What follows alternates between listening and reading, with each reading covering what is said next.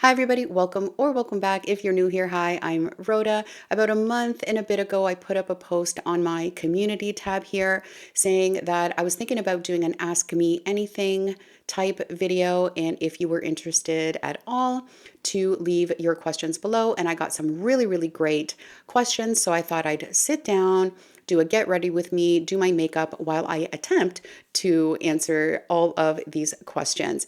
There were some that had multiple questions, so I've kind of grouped them into categories. I don't know why I'm a little bit nervous to film this. I don't know if it's because I'm not one to really talk about myself, but also I don't want to forget anything because I have a lot in my head and I do want to share a lot. So I'm going to attempt to do my makeup and answer these questions the best that I can so that you can get to know me just a little bit better. I'll probably forget to mention anything that I'm using.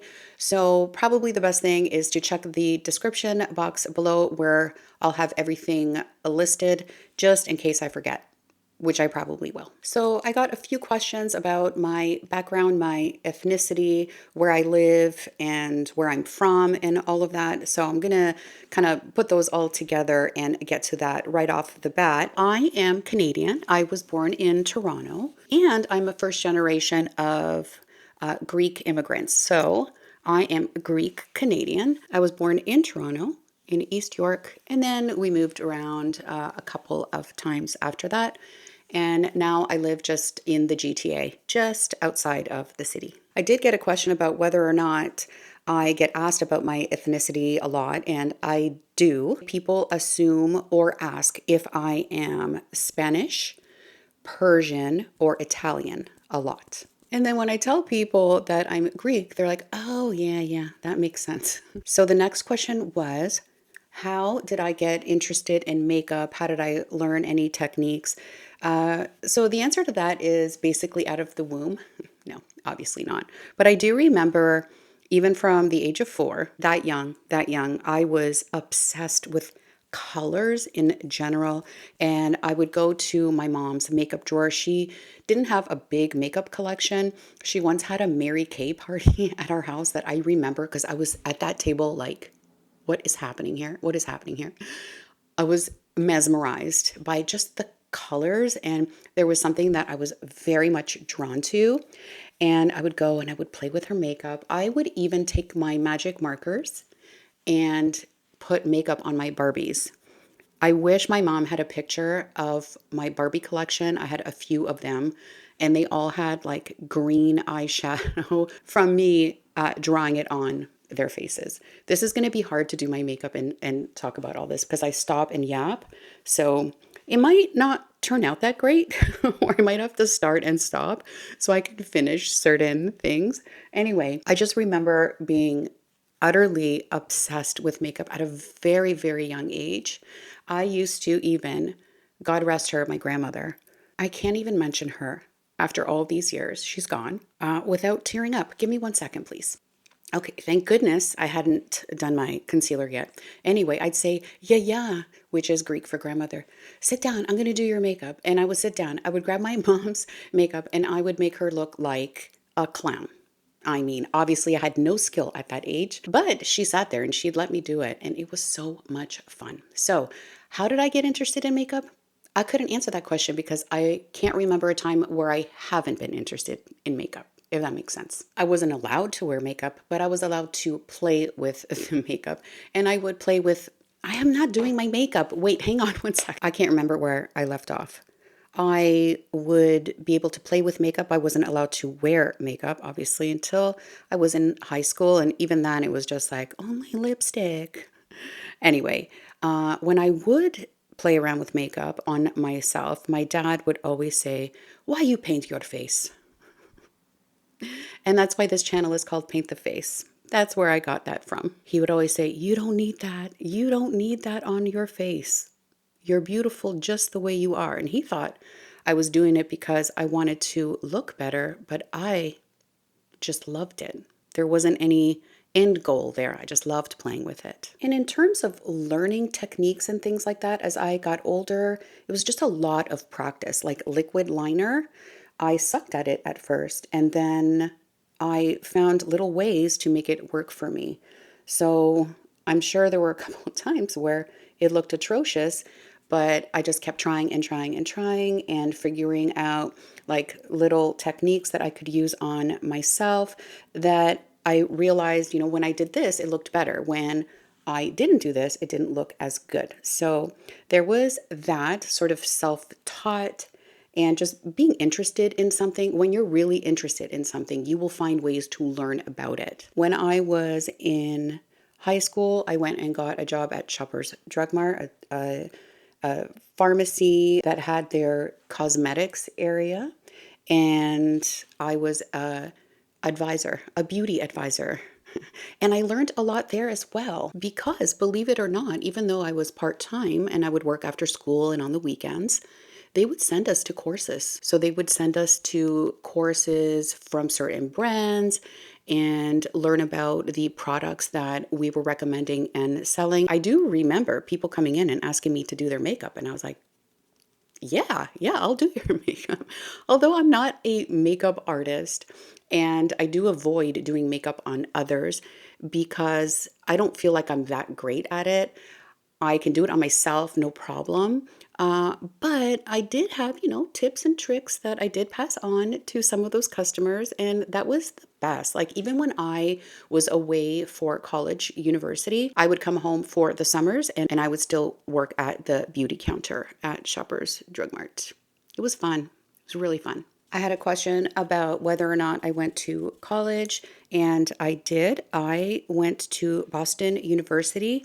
I flew the coop. I knew I wanted to experience university away from home, but I also knew that I wanted to get into media, television, radio, broadcasting, anything in that field. And when I researched universities that offered degrees, because I did want to get a degree, it was either here in Toronto, really good schools. But like I said, I didn't want to stay in the city. I wanted to have the whole experience. Then it was NYU, which was a little bit further and also a little bit scarier in my mind at 18 years old. And there was Boston as an option. And I applied and I didn't think I'd get in. I had to write SATs. I had to take special courses, all of that, which we don't have to do here in Canada. You don't have to write SATs to get into university. And one day I got a big fat package in the mail saying that I was accepted as an international student. I did end up going there, and it was the best 4 years of my life. And that is a video for another time. Okay. I still have my best friends are there. I made friendships for life. And I have my godson is there. And we go back every year. So Boston holds a very special place in my heart. It feels like home to me. It really does. I feel like I really grew up there. I was completely on my own. And I learned a whole lot more than communications, media, and broadcasting for television and radio, if you know what I mean. Had a wonderful time. And even my husband, when we go there, he says to me, when we're here, there's a difference in you. You're different. You're happy. I don't know what he's trying to say by that, but he can see the joy that I feel when I'm in that city. So then there was a question about what I did before YouTube, and that's a long journey. I am 52 years old. I have done a lot. I've done a lot. But let me give you like a condensed version. So when I graduated, I came back home. That was the deal I had with my parents. If they allowed me to go to Boston and go away for college, that I had to return home. It's almost like they knew, because once I graduated, I did want to stay in Boston, but I did have that deal with them and I did not want to break it. So I did come back home to Toronto and started looking for work. When I was at university, I realized I wanted to do two things.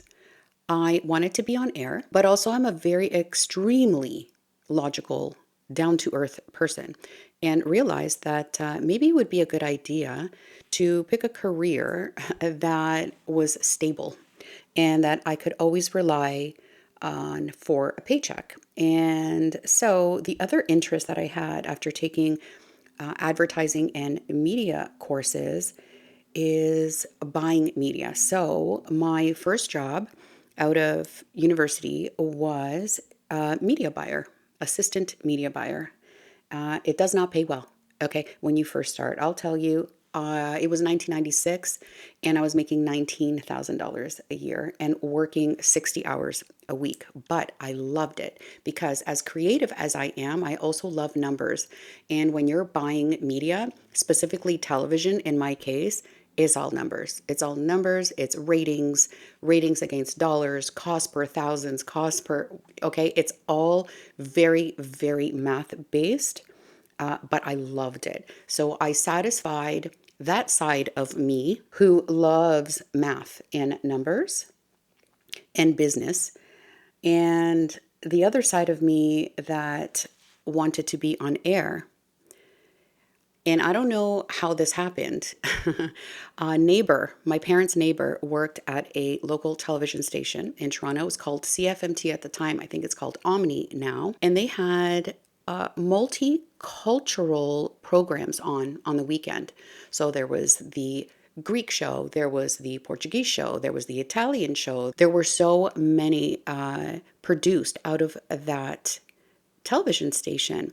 And my parents' next door neighbor, she was a production assistant on one of those shows. And they happened to be looking for new hosts for the Greek show. And she knew I spoke Greek fluently. And she called me and she said, listen, call this guy, go down, do an audition and see what happens. And I said, okay, sure will. I went to the audition and they took us all down to the lake and pointed a camera at us and said, okay, start speaking Greek, just whatever you want, just say it. And so I did. I don't even know what I said. I have no idea. Something about George Michael. That I remember. Weird, right? Anyway, I must have done something right because I got the gig. I got the gig. I know. It was three of us now hosting that show, and it was so much fun. So much fun, but a lot of work. It was a lot of hours. I had to not only host the show on Saturdays, we would tape on Saturdays, and then it would air on Sundays, but I also had to produce a story every week. So I had to go out during the week, interview, write my script, go to editing, get it all ready and packaged for it to air on Sunday. And the experience that I got was just, it's unmatched, and it's such an amazing time that I look back on my life. Learned so very much. At the same time, I was working my advertising job, my media buying job, working 50 to 60 hours there and putting in about 15 to 20 hours at, I know, for real, I'm not, no word of a lie. Okay. And I was burnt out. I was burnt out and I had to make a decision. After about 5 years, I think it was, I had to make a decision. I had to pick one. I had to pick either the job at the station and doing something that I loved so much, or continue my career in advertising. And one paid and the other one kind of paid. Like, it paid, but nothing you could live on. There was not even a chance I could live on what I was making at the station. At the time, I was also engaged to be married, and I was planning a wedding. And that added another stress. This was not to my current husband. I have been married before with someone I was with for a very long time, 11 years. We got married and then immediately divorced. Not immediately. We gave it like 2 years, not even 18 months, 17 months. It's amazing how that happens. I didn't have any children from that first marriage, which is a blessing because I could completely cut ties with this person. That is a saga and a story that I don't care to share. And maybe I will one day. Maybe I will. But maybe not. Probably not. Anyway, I continued on with my advertising career. And after a few years, I realized I wanted to be on the selling side. So I was a media buyer and then decided the money, you know where the money is? The money is on the selling side. And through the relationships that I had built with the people I was buying from, I ended up going over and being a seller of media, television specifically, for the biggest network in Canada. And I loved it. I loved the selling side of it. It was incredible. I loved all the people that I met. I met so many people. I've met so many celebrities at our parties and stuff. And it was great. It was what I was meant to do. I did move up and became a senior manager and ended up having a whole team. And I loved my team so very, very much. And I loved managing and mentoring. I'm doing a horrible job of this eyeliner. It's because, you know, sometimes you just have to concentrate, and I'm thinking about so many other things right now. I'm going to try and fix it. I'll be right back. So going back 2 years ago, at this point, I'm remarried. I have 2 children. So at work, they were going to lay off a bunch of people. And at that time in my life, I was being pulled in several different directions and felt like I was completely burnt out. My responsibilities at home, my responsibilities with family, making sure I was showing up at work, all of it, I was not doing anything well. Let's just put it that way. I could only give a certain percentage to all of the things, and I felt like I was being pulled in too many directions, and I was, just to put it plainly, I was burnt out, really burnt out. And as much as I love my job, I never lost my love of my job. I had to choose during that time of my life. I had to make a decision. I made the decision to put my hand up during layoffs that my company was doing to receive a package. That was the only way I could actually leave work. And I decided that I was going to take a couple years off and use that package in order to survive and focus more on my kids and myself and my family. I was really tired, you guys, like really tired. I don't think I ever felt not tired. So right after I turned 50 years old, I decided I'm going to leave this behind. And it was scary, I tell you. It was really scary. It's all I've really known. And I've never not worked. I've worked since I was 13 years old. But it was very freeing. I don't regret it. I don't regret it. Do I miss it? Yeah, sure. I do miss it. But I also love doing YouTube now. I didn't leave my job to do YouTube. I'm doing YouTube because I left my job and was at home. Got a couple questions about my husband. First one was, what does he know about makeup? That's easy. Zilch. Absolutely zilch.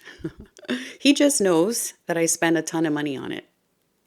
And that's it. And the next question was how long I've been married and where did we meet? We have been married for 14 years. No, 15. We just had our 15-year anniversary. We were in Greece. It was July 15th. Oh my God, I lied. It was our 14th. Oopsie. It doesn't matter. It'll be a lifetime. What year it is? Does it matter? How did we meet? Well, that's a good one. I was at work.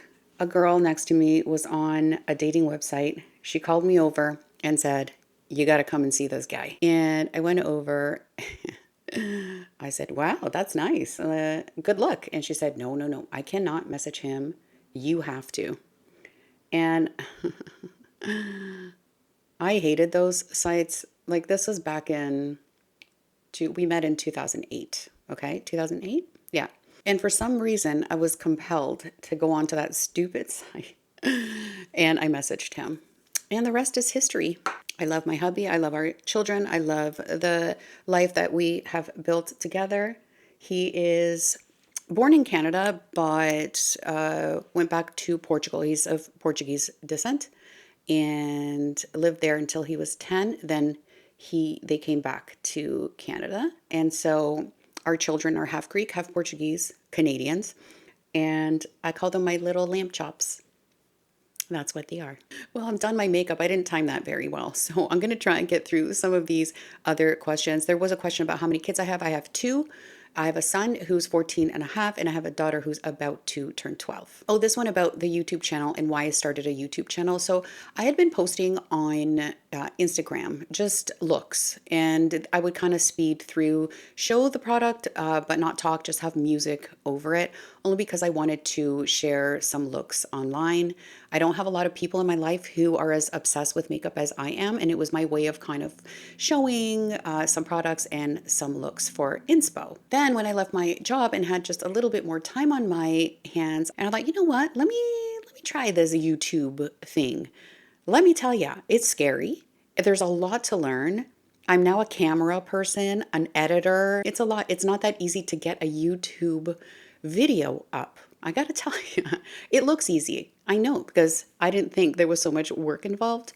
But anyway, I'm learning as I go, and I really, really have been loving it, especially the community that I built here on this channel. You guys are all so great, which brings me to my next question. What do I like about it, and what do I not like about it? What I don't like about it is the amount of time it takes to put up one video. Hours and hours and hours and hours. Talking to you, doing my makeup is this much of the whole process. Then it's linking products. Then it's getting it up on YouTube. Then it's setting all of the things that you have to do on YouTube in order to put your video up. It's a really long process. So I sit here, I do my makeup, I do a video, and I think, oh, great, I'm done. And I'm not even close to being done. It's a long process. So that's what I kind of don't like about it. But what I love about it is being able to sit here and share with you my opinions on makeup, doing reviews, obviously in my opinion, but hopefully provide some information for you that will help you make decisions before you decide to buy something, or just entertain you really if you're not even looking to buy anything. And I'm really, really enjoying it a lot, a lot. What I wasn't getting out of the Instagram posts was being able to have the time to explain. And that's what I love about doing long form videos. I do love YouTube a lot. One thing that you don't realize is how long it takes to build an audience and a community. And I wish I would have been growing a little bit more quickly than I have. I am very, very happy with where I'm at. But what I wish from the bottom of my heart is to have this be my full-time job, so I don't have to go and get another job. Does that make sense? I want this to be my job. So that has taken a little bit longer than I thought it would. If it works out, it works out. If it doesn't, in the next year or so, I'm going to have to go back into the regular workforce, which is fine too, but I'm really hoping that I can make this my thing. And I did have a question about what don't I like about beauty content. It will have to be short form. Not that I dislike short form.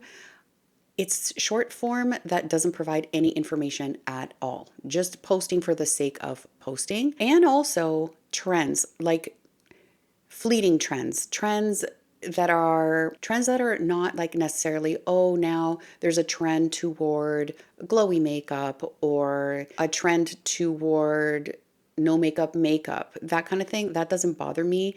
It's the trends of, like, the only example I can think of at this point is like calling makeup looks, naming them after foods, like the latte makeup, the strawberry makeup. You can call it whatever you want. That's a look that has been done for eons. They're just putting a label on it, that kind of stuff, What I also don't like is just the peddling of the products. That I don't like either. I can tell when someone's just trying to sell something to me and don't fall for it, versus someone who's truly sitting down, letting you know what in their opinion is worth it and why, versus sitting there and spitting out products for you to click on the link so they can make money. That makes sense. I can pick it up now like that. And also filters bother me so much. I was going to swear. So much. Used to follow someone on here who I liked really, really, really a lot. Okay. And one day I noticed, oh, her skin looks extra smooth. And then I noticed like the glitching when she was putting her makeup on. And it was an instant unsub for me. And that's one thing I promise you I will never do, is put a filter on these videos, ever. This is what I look like. Why am I going to pretend that it doesn't look this way? What is the point of that? I don't get it. I had a question about products that have stood the test of time, my favorite all time. I think I'm going to leave that for another video. It's a really great idea for a video to put together kind of a list of things that I've been using for years or things that I believe will continue to be in my makeup collection, things that I will definitely purchase again, products that have stood the test of time across skincare, hair care, and makeup. So I think I'm going to leave that for another video. If you're interested, please let me know down below. Next question was, am I an introvert or an extrovert? Am I shy? In my core, to my core, and as a young child, I am shy, very, very shy. And as I was growing up, I didn't want to feel that shyness. I didn't like that I was that way. And so I pushed myself to come out of that shyness, that shell. I didn't like it. I didn't like the feeling that I had inside being so shy. And I thought, no, you know what? You're not going to be shy anymore. What do you have to lose? Go out there and be unshy. And let me tell you, it led me down some different paths. Would I have hosted a show if I was shy? Probably not. So I did kind of get myself out of that, but to my core, I am shy. I also don't like talking about myself so much. It kind of depends on the situation I'm in. When I was younger, I was out there. There was no stopping me. There was no shyness. As I got older, as I had my kids, I just became a little bit more to myself, right? Kept a very small circle of friends, not a large circle of friends. I think that is a gradual progression for anybody, right? Like I'm in my 50s now. I don't need 1,000 friends. I need just a few really, really good ones. And so with them, I'm very, very extroverted. Sometimes now I don't even want to go out. The thought of going out is like, oh, I don't want to go out. But once I'm out, I'm totally fine.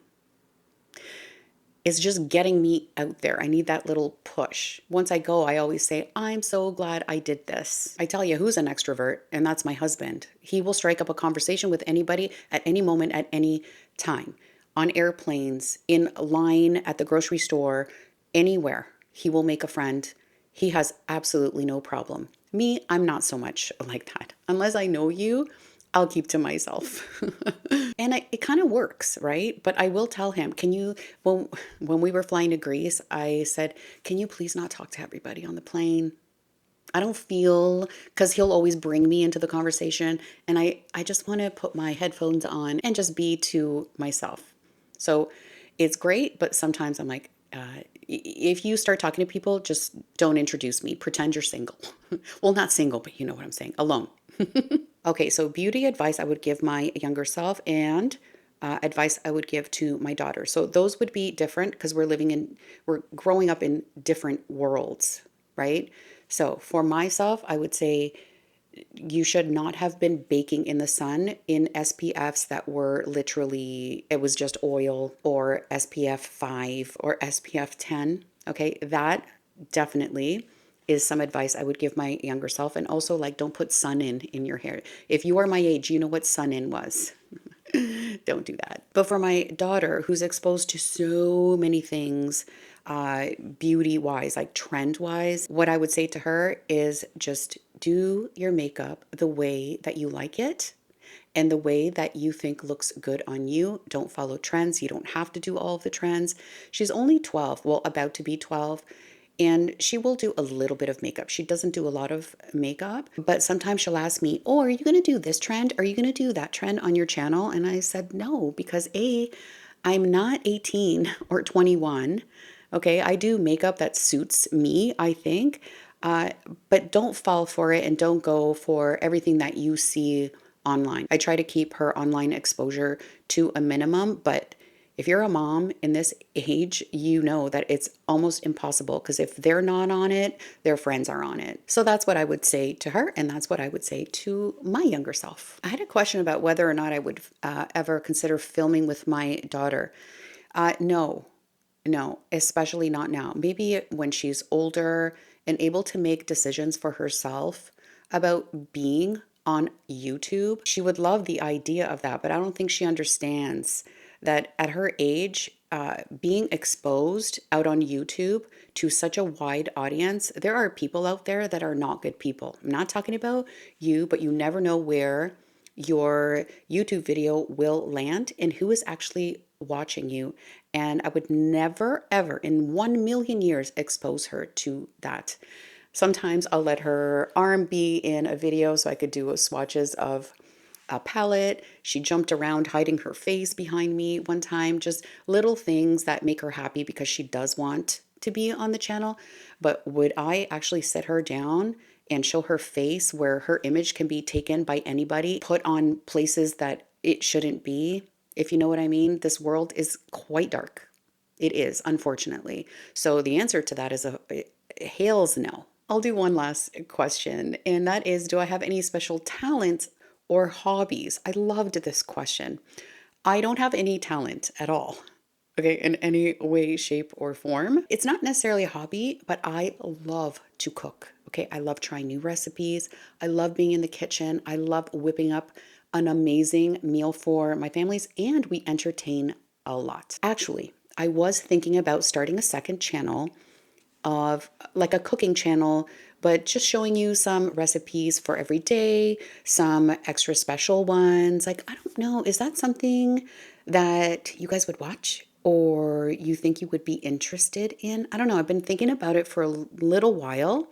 And I could set up a camera, just kind of show you some great recipes that have been passed down from my grandparents to my parents. My mom is an amazing cook. So most of the recipes that I have are from her. So I was thinking about doing that, sharing my very favorite recipes, maybe every day kind of meals for a family. I don't know. I'm thinking about it. You guys let me know, please, down below if you think I should venture into that. That would be a whole other channel to do, but I'm seriously thinking about it. And that's it for hobbies. I don't have much time for hobbies outside of filming for YouTube and all the time that it takes to put a video together, taking care of my kids, taking care of my house. There's not much time for anything else. So it's in the kitchen where I love to be. Love it. It's such a good feeling to whip up an amazing weekday meal that your whole family loves. It's such a good feeling. One last question, and then I'll go. What makes me sad and what makes me happy? What makes me sad is when my children are sad.